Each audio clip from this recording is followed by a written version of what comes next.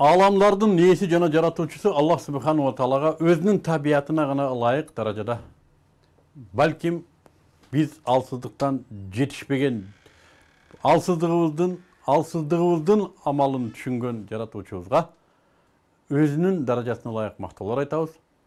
Жана бизди ушул жашоодо кантип жашоону, коомубузда кандай иш менен, кандай жоопкерчилик менен жашоону үйрөткөн көсөмүбүз, мугалимибиз пайгамбарыбыз саллаллаху алейхи вассаламга салаваттар айтабыз. Андан соң, урматтуу, менин ушул аянтчага чакыруума убакыт бөлгөн, өзүнүн кымбат баалуу каражатын сарптап жаткан, убакыт деген каражатын сарптап жаткан, акыл калчоого катышкан бир туугандарым, сиздерге ассаламу алейкум ва рахматуллахи ва баракатух. Биз башынан бери айтып келаткан негизги маселелердин, бүгүнкү маанилүү маселелердин бири бул биздин энелерибизге, аялдарыбызга жана карындаштарыбызга, кыздарыбызга болгон маселелер тегерегинде акыл калчап көрөлү дегенбиз. Эми бүгүн сиздер менен кызыбыздын коому жөнүндө сүйлөшүп көрөлү. Коом бүгүнкү күндө кыздарыбызга кандай мамиле кылат? Биз да коомдун мүчөсүбүз. Кызыбыз да коомдун мүчөсү. Деги эле бүгүнкү коом кыздарыбызга кандай мамиле кылат жана кандай мамиле кылыш керек эле? Ошол жөнүндө да акыл калчап көрөлү. Тең укуктуулук деген маселе бүгүнкү күндө биздин кыздарыбызга болгон коомдук мамилени түп тамыр менен башкача кылып салды. Кыздарыбызга бүгүнкү берилген тарбия менталитети уул балдарыбызга берилген тарбия менталитети менен айырмасы жок. Балким орду алмаша баштады. Кечирип коесуздар, бүгүн эрге тийген эркектер пайда болду. Алар биздин коомго жаңы кубулуш катары болгондо дагы өздөрүн ушундай бир позитив көрсөткөн бир катмар пайда болгон учурда кыздарга болгон мамиле коом тарабынан такыр тетири боло баштады. Коом бүгүн кыздарга өтө ысырап жана жоопкерсиз мамилеге өттү. Алардын бири бул менин кызым эмес. Мунун өзүнүн ата-энеси бар. Эм айтсаң жаман көрөт да. Мына ушул биздин коомдун кызга болгон туура эмес мамилесинин босогосу. Кыргызда сөз бар. Кызга 40 үйдөн тыюу дейт.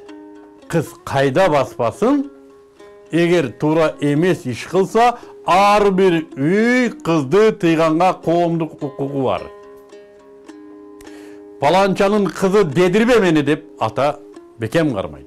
Кызды бекем кармайт. Бекем кармайт дегени кыз каалаганын кыла берет эмес. Кыз өзүнүн табиятына ылайык болгон нерсени гана кылууга уруксаты бар. Табиятына каршы болгон нерсени ата кылдырбайт. Эгер ата көрбөй калса, коом аны тыят. Кыздын табиятына эмне каршы? Бузукулук кыздын табиятына каршы. Бузукулук кызды түп тамыры менен жок кылуучу кубулуш. Кыз бузукулукка кирди, үй бүлө келечектеги. Үй бүлө урады. Анын психоэмоционалдык тең салмактуулугу урады. Келечекте ал кандай эне болот? Кечиресиздер. Жакшы адам жакшы идиштен гана төрөлөт. Таза жатындан чыгат. Кыз бузулса, бул булганыч болду. Кыздын табиятына арам тамак каршы. Арам тамак кыздын табиятын талкалайт. Бүгүн кыздарыбыз эмнени ичип жатат, эмнени жеп жатат, каерде кантип ичип атат, кантип жеп атат. Көчөдө басып туруп жеп атканы канча. Жеп аткан тамагын аңдабаганы канча. Четтен келген ичимдиктин бардыгын эле алып мода кылып ичиш кандай болду. Бүгүнкү кечки түнкү клубтар, бүгүнкү ресторандар, али турмушка чыкпаган кыздар. Мен кээде таң калам, булардын ата-энеси барбы, жокпу бул кыздардын? Же булар пробиркадан чыккан кыздарбы? Же лабораторияда өстүрүлгөн кыздарбы? Кана ата-энеси түнкү саат 2 болду, көчөдө мас. Ата-эне кабатыр болбойбу? Кызың кана деп ата жаныбар сурабайбы? Эне айтпайбы кайда деп? Атаны ээрчитип чачып туруп кетиш керек го, кызың кана саат 8ден өттү жок деп. Кана бул ата-энелер. Эмнеге мындай десе, коом кайдыгер болду бул кыздарга. Кыздар тамеки тартып турат, эркектер өтүп атат. Бир эркек, бир ата жаныбар келип, "Эй, кызым, сен тамеки тартпа. Келечекте сен биздин элге уул төрөп беришиң керек. Сен мекенсиң. Сен муногу менен ууланганың туура эмес" деп ким таштатып койду? Мен көрө элекмин андайды. Бүгін қыздар тамеки тартса, тетірісінше шіренке күйгізіп берген еркек сымалдар бар. Сайпана деп қойыз. Духу жетпейді, аны тоқтатып қойғанға. Мына ушыл бүгінгі қоғамдық менталитет. Қызды тыйбай қалдық. Қыз ушындай зат. Ал эмоция. Қыз эмоция. Аллах Таала ушындай жаратқан аны. Анын қыздың сұлулығы да, анын мындай айтқанда баалуулугу да эмоциясында. Ал ушундай тарынчак, ал ушундай алданчак, ишенчек. Мына ушундай зат. Коом кайдыгер болсо, кызды алдап коюу, ишендирип коюу, жана бат арада кызды өзүнүн Аллах Таала берген табиятынан ажыратып коюу анча деле кыйын эмес экен.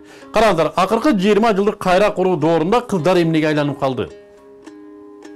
Эне деген түшүнүктөн бүгүнкү кыздар сексуалдык партнерга өтүп калды. Эч ким бүгүн эне деп карабай калгандай кыздарга. Бардыгы кыз деп карайт.